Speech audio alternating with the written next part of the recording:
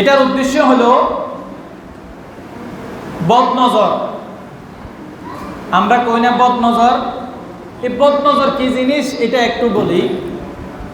আমরা অনেক সময় দেখা যায় ছোট বাচ্চা বা ভালো কাঁঠাল গাছ, জাম্বুরা গাছ, লিচু গাছ, সুপারি গাছ, আম গাছ থাকে না, কদু গাছ, কুমড়া গাছ, মরিচ গাছ, বেগুন গাছ, যে পেঁপে গাছ লাগাইছেন, কিন্তু দেখলে সকালেও ভালো, বিকেলবেলা পুরা গাছটা মরে গেছে, সবগুলো ফল ঝরে ঝরে পড়ে যেতেছে।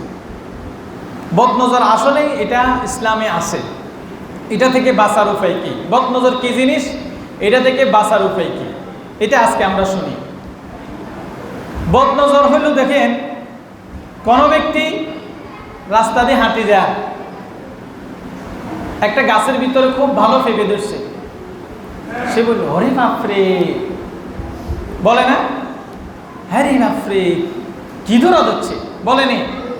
এই এই ওমা করে যে একটা কথা বলে, এই কথার কারণে এই গাছের প্রতি এবং তার এই দৃষ্টিতে যখন গাছের প্রতি পড়ে, তখন এই গাছ আর সহ্য করতে পারে না।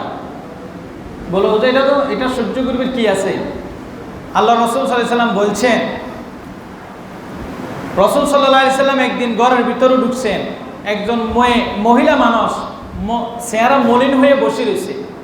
তো বলতেছে আয়সাকে যে ওকে একটু ঝাড়ফুঁক দাও, ওর মুখ লাগছে, বদনজর পড়ছে তার উপরে, কুদৃষ্টি পড়ছে তার গার উপরে।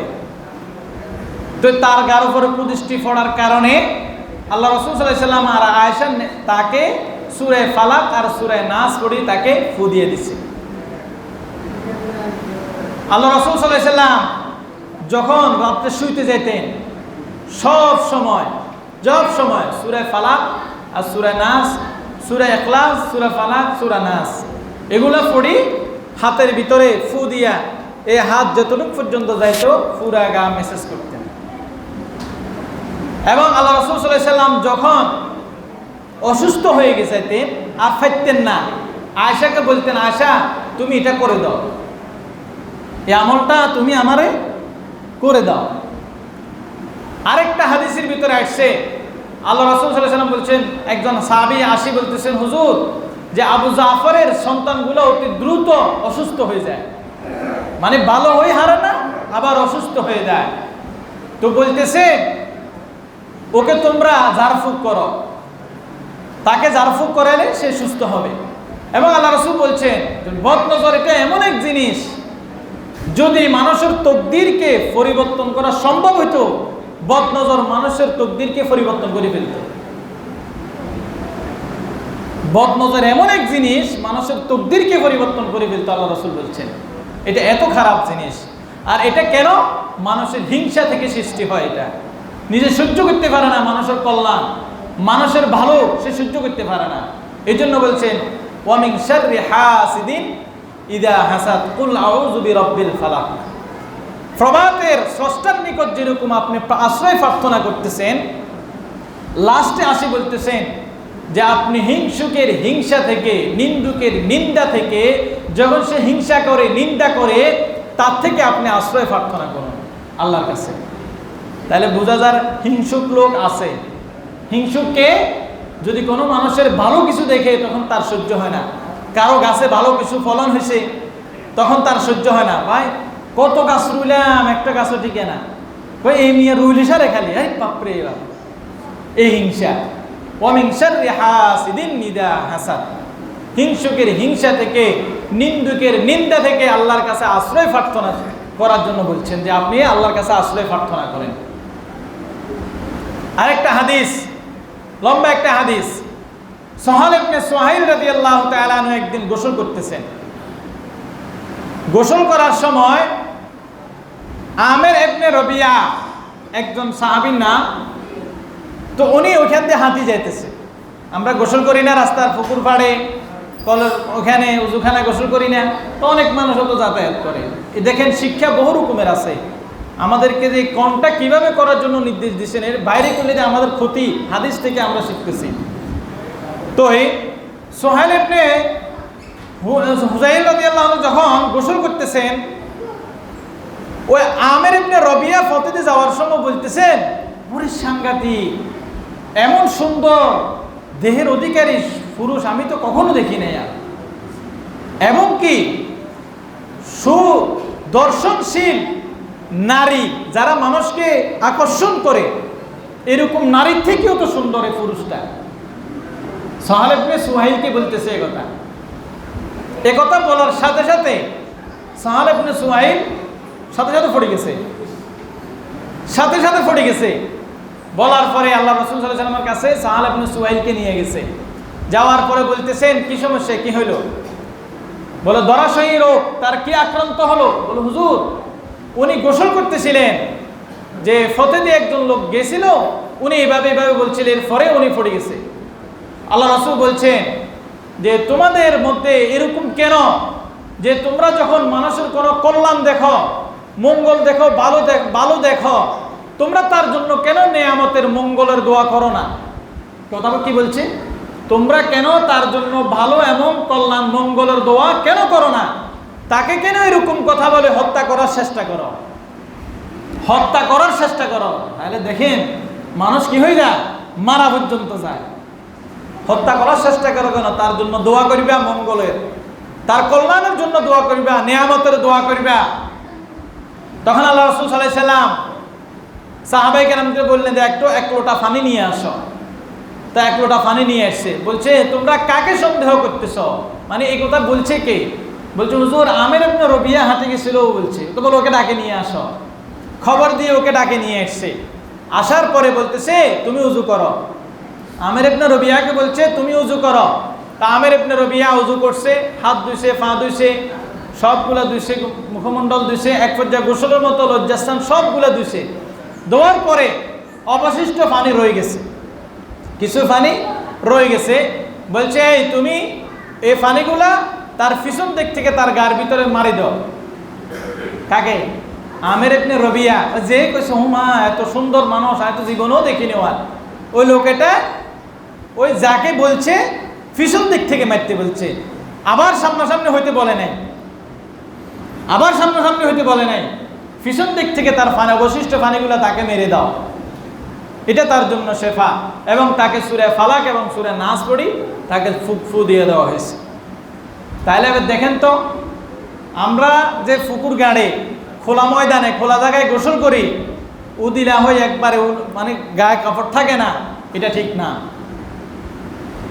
কখন কার নজর আপনার ওখানে পড়ে যায়, আপনি দেখেন হঠাৎ ভালো আমি গোসল করে গেছেন, কিরকম গাত মেসমেসার ব্যথা করে না? তো এটা আমার দোষ, আপনার দোষ, আমরা কেন এরকম গোসল করি? এই জন্য খবরদার আশ্রয় হয়ে গোসল করা, যাতে করে মানুষের দৃষ্টি না লাগে। মানুষের দৃষ্টি বহু খারাপ। আল্লাহ রাসূল বলছেন যদি মানুষের তকদির পরিবর্তন হইতো, এই মুখ দোষের কারণে তকদির পরিবর্তন হয়ে যেত মানুষের। এত কঠিন জিনিস। ওমিন শাররি হাসিদিন ইযা হাসাদ, আশ্রয় প্রার্থনা করার জন্য বলছেন। আমরা ইউসুফ আলাইহিস সালামের কাহিনী শুনছি না? যখন কেনান গেছিলেন ভাইগল, যাওয়ার পরে একই গেডিতি বাফে ইয়াকুব আলাইহিস সালাম বলছে ভাই 11 জন, তো একজন তো এখানে রয়ে গিয়ে চলেছিলাম, ওইখানে মূল ফটক গেট কয়েকটা আছে।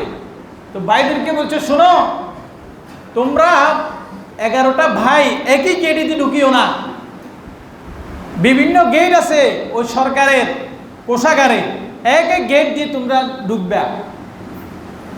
এই কথাটা কেন বলছে সে বলুন তো? ইয়াকুব আলাইহিস সালামের সন্তানেরা বনি ইসরায়েলের লোকগুণ একটা ছুটান দেহের অধিকারী ছিল, এই বিশাল লম্বা শক্তির অধিকারী। 11টা ভাই যদি একই দরজা দিয়ে ঢুকে, মানুষ তো হা করি তাকে দেখবে। এই জন্য ইয়াকুব আলাইহিস সালাম বলছেন তোমরা দুইজন করে ঢুকবা, বা একজন ঢুকবে, আরেকজন ঢুকবে, একই গেট দিয়ে সবাই ঢুকিও না, বিভিন্ন গেট দিয়ে ঢুকবা। এবার বলুন তো শিক্ষা আছে না এখানে? আপনি যদি বিয়ে খেতে যান, বিভিন্ন জায়গায় যান, মেয়ে ছেলে ফুট সবাই একসাথে যান কা? আর আজকে থেকে যাবো না, দুইজন একসাথে, দুইজনকে একভাবে ফাটাবো, প্রয়োজনে একই সিনজিত গেলে অর্ধেক পথ দুইজন নামি যান, আরেক গাড়ি করে যান। আল্লাহ সে না করো এতে অ্যাক্সিডেন্ট হয়, পুরা পরিবার মারা যায়। কি দরকার? আপনি সিধে যান। বলো তকদিরই ছিল। তকদির তো আমি আপনি অনেক সময় নষ্ট করে ফেলি। আপনি হাতটাও আগুনে দিয়ে দিলেন, আর যদি বলেন না তকদিরই ছিল, এটা হবে? তা আমাদেরকে এটা শিক্ষা যে কোনো জিনিস আমরা জনসম্মুখে করব না, চেষ্টা করব তার বাইরে করার জন্য। এখন হুজুর এ মুখ দোষ হেতিন এগুলো তো চিনা যায় না, খবিস খাড়াইস এগুলো তো হুজুর চিনি না। এখন এটার কি করতে হইব? ওই ফেফে গাছের ভিতরে তেনা একখানের ভিতরে সুন্দি লাগাই দে, বাঙ্গা খোলা একখানের কি করে সুন্দি লাগাই দে, ঠুনটা হিসে একখান বান্ধি দে। এটা কেন এগুলা করে হইলে যে এই হেতিন রূপ হবিস হেতে যখন তাকাইলে মতন হেতর মুখের ভিতরে হিসাব দাঁড়া হয় কেন? ওই রূপ হবিস যদি ওমে দাঁড়া এতে মুখের ভিতরে চোখের ভিতরে যেন হিসাব মারা চুনকালি লাগে, ঠিক না কথা? মানে এটা আমি মুক্তি বলেন নাই, আপনি মুক্তি বলেন নাই, এটা লাগাই দিচ্ছেন মানে কি তোর মুখের ভিতরে চুনকালি হোক, হিসাব দাঁড়া হোক। হ্যাঁ এটা এখন দেখেন আসলে এটা কিন্তু খারাপ না, যদিও কুসংস্কারের মতো, এটাও কিন্তু একটা মানে ওই তাকেই ফুলের মালা না দিয়ে কি দিলেন, হিসা দিলেন। এই জন্য আমাদেরকে শিক্ষা দিয়েছেন আল্লাহ রসুল, তোমরা তার জন্য মঙ্গলের দোয়া করো, আলহামদুলিল্লাহ মাশাআল্লাহ। কি বলবেন? আলহামদুলিল্লাহ মাশাআল্লাহ, আল্লাহ আরো বরকত দান করো। আপনি যদি সাথে সাথে মাশাআল্লাহ বলেন, কোনো দিন কোনো ব্যক্তির কোনো কিছুর ক্ষতি হবে না, এটা ইনশাআল্লাহ আমরা বলতে পারবো তো? আল্লাহ রসুল বলছেন যদি কোনো কারো কল্যাণ দেখো, মঙ্গল দেখো, ভালো দেখো, গাছ হোক, পশু পাখি হোক, গরু ছাগল হোক, যে কোনো কিছু হোক, সাথে সাথে কি বলবো? মাশাআল্লাহ, অমুক নাতে ইয়া এত ভালা, অমুকের নাতে ইয়া এত খারাপ, ভালা গারেন হ্যাঁ বাপরে বাপ, আমার গায়ে এত দুষ্ট, ইয়ে ইয়ে কেরে বহুত ভালো আছে, ইয়ে ঘিন্নি ইচ্ছে হয়েছে মানুষ, মাশাআল্লাহ মাশাআল্লাহ ইয়ে ভালো আছে, ইয়ে একটু বেশি কথা নেই, মাশাআল্লাহ বলেন, মাশাআল্লাহ বলেন। এই একথা বলার পরে দেখা যায় ছোট বাচ্চাগুলা অনেক সময় যে ভালো থেকে ইয়ে খারাপ হয়েছে, ওই মুখ দোষ, মুখ দোষ। এই জন্য আমাদেরকে খেয়াল রাখতে হবে হুজুর এটার থেকে বাঁচার উপায় কি? একটা দোয়া আছে, দোয়াটা আমরা বেশি বেশি ঘটবো। একটা দোয়া হলো আউযু বিকালিমাতিল্লাহি তাম্মা ওয়া মিন কুল্লি শাইতানিন ওয়া হাম্মা ওয়া মিন কুল্লি আইনিন লাম্মা। এই দোয়াটা আমরা পারবো তো ইনশাআল্লাহ? এই দোয়াটা আমরা বেশি বেশি করে পড়বো। আর একটা দোয়া হলো আল্লাহ রাসূল শিখাই দিয়েছেন যে তোমরা মুআওয়াযাতাইন বলা হয় সূরা ফালাক, সূরা নাস, তোমরা সব সময় ঘুমানোর সময় অথবা 5 ওয়াক্ত নামাজের পরে কুল আউযু বিরাব্বিল ফালাক, কুল আউযু বিরাব্বিন নাস ফড়ি হাতের ভিতরে ফু দিবেন। ফু দিয়ে এই হাত এ পুরা গায়ের ভিতরে মেসেজ করবেন, যতটুক যায় আপনার হাত যতটুক যায় গায়ে মেসেজ করবেন। কোনোদিন কোনো ফানি, কোনো মানুষ, কোনো জিন, কোনো খারাপ কিছু, কোনো পোকামাকড় আপনাকে আকৃষ্ট করতে পারবে না, আপনাকে ধ্বংস করতে পারবে না, আপনাকে নষ্ট করতে পারবে না। এটা আল্লাহ রাসূলের দেওয়া শিক্ষা, একটা আমল। ইনশাআল্লাহ আমরা পারবো তো? সূরা ফালাক, সূরা নাস তো সবাই পারি, এই দুইটা পড়বো। আরেকটা হলো আউযু বিকালিমাতিল্লাহি তাম্মা ওয়া মিন কুল্লি শাইতানিন ওয়া হাম্মা ওয়া মিন কুল্লি আইনিন লাম্মা।